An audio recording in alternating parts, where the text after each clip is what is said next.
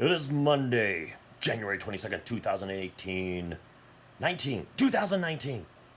I did probably a video on January 22nd, 2018. Nobody watched it. No big deal. It's 2019. So, you're going to see in the title, this is about how I would change the replay rules concerning penalties in the NFL. I'm wearing the glasses. This makes me smarter than everybody in the NFL Rules Committee. Just letting you know. That's me. I'm smarter. Got the glasses on.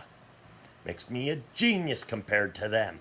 So, of course, Saints got screwed on a call against the Rams. We all saw it. We all know what it was. Pass interference. Blatant. You could have at least called a lot of other penalties, but they decided not to. Not a one. Guy 8 feet away staring at it. I don't know what he was staring at. Maybe he wasn't staring. Maybe there was a cheerleader that he was staring through the players to see her. The New Orleans Saints do have cheerleaders, so maybe that's what he was looking at. Didn't think that the two people going for a football was as important as looking at the cheerleaders. But I digress. So here's how you change that rule. We can't have a whole game where they're allowed to challenge penalties. And we're not going to make more challenges. We're not going to give you 3 per half. We're not doing that. It's ridiculous. We're going to keep the amount of challenges exactly the same. And we're going to let you challenge penalties inside the last 2 minutes of a game. Not a half. The game. Fourth quarter. That's it. Overtime, we may have to think about this, but how many games get into the last 2 minutes in overtime? And we may make that rule for overtime as well. Inside the last 2 minutes, you can challenge a penalty if it gets to overtime. No big deal. Flip the switch. There it is. We just turned it on. Click. There. Done. I've just done it. The glasses make me smarter than them. So, you get inside the last 2 minutes. You see a penalty. It has to be something serious. There's the old adage that says you can find a holding call on every single play in the NFL. There's always somebody's holding somewhere. By the definition of holding, there's always somebody doing it somewhere on the field. They always say that. You could call holding on every play. So you can't challenge holding. You can't challenge in the neutral zone. You can't challenge defensive holding. You can't challenge offensive holding. You can't challenge defensive holding. You can only challenge the really big ones. Maybe roughing the passer. Maybe a personal foul. Pass interference, offensive and defensive.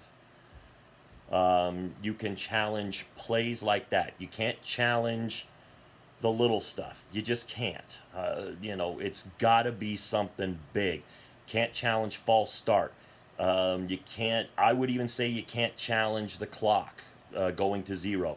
Because if they snap it 1 second too late, which is usually what happens, are we really going to stop the game for 1 second? Because the clock went to 0, the ball got snapped just after 0, and the ref didn't look down. He goes, oh, it's 0. Oh, wait, the guy has the ball. It should be fine. No, we're not going to do that. It's just, it happens so rarely that the refs miss that call. We're not going to do those. We're going to do the big ones, the ones that can be game changers. The other part of this is inside the last 2 minutes of the fourth quarter, it has to be at least a 1-score game. If you're down by 9 points or more, you can't challenge penalties. Can't do it.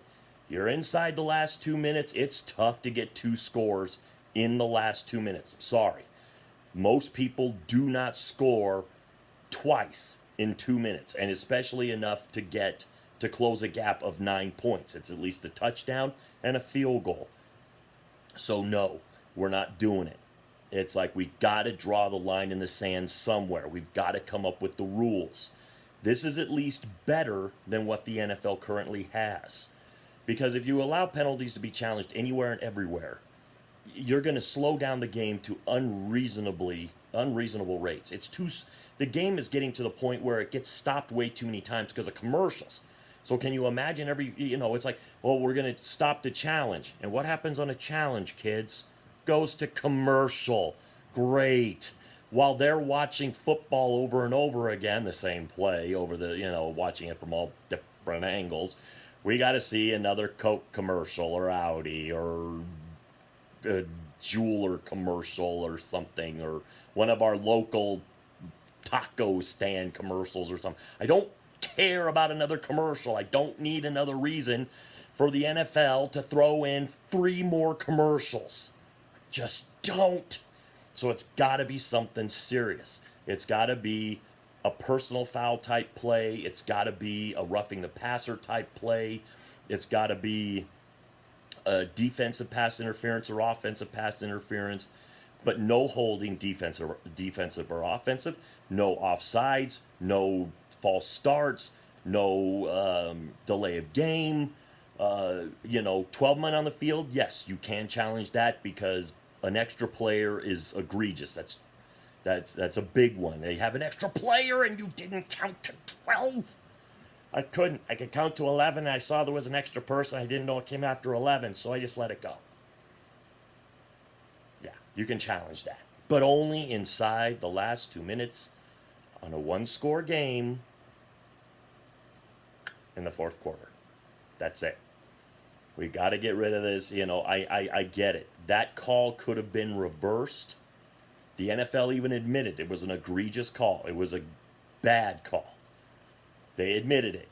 But the fact of the matter is, and all those people out there calling for this guy to get fired, Rich Eisen made a good point. He said, should Derek Ford be fired?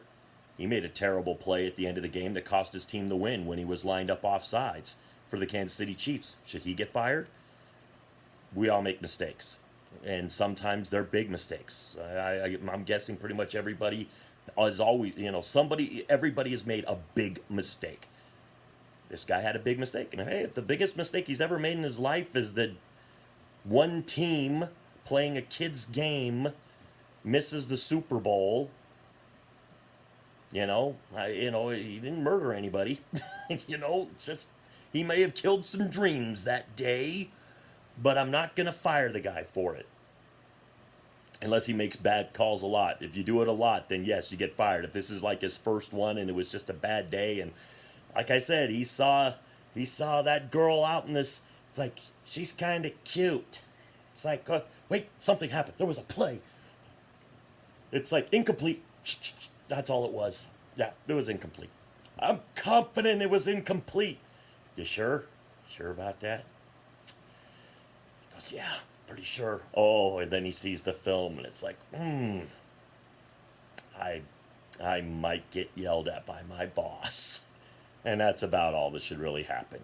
You're going to get, because the guy is going to get embarrassed. I mean, I think there are some places that have even said his name because they know, it's like, these guys, it's like they tell you at the beginning of the game, you can find a list of who the referees and all those are. So you know who that guy is. And I think he's been called out, but I'm not going to do it here. I'm not going to, it's like, I'm sure he feels plenty of embarrassment as it is. But there you go. That's how the rule changes. Inside the last 2 minutes of the 4th quarter and maybe overtime, if you get to that point, you can challenge penalties, but only egregious penalties. You can only challenge the big ones. Defensive and offensive pass interference. You can challenge roughing the passer. You can challenge a personal foul.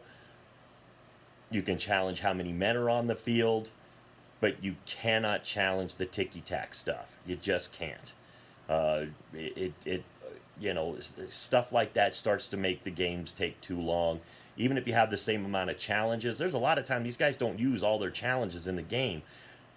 I guarantee you, if you're allowed to challenge penalties, everybody's going to use all their challenges all the time.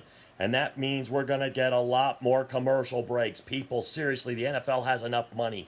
We don't need to give them more. Stop it. The rules are clear, as said by me, the guy with the glasses. I'm out.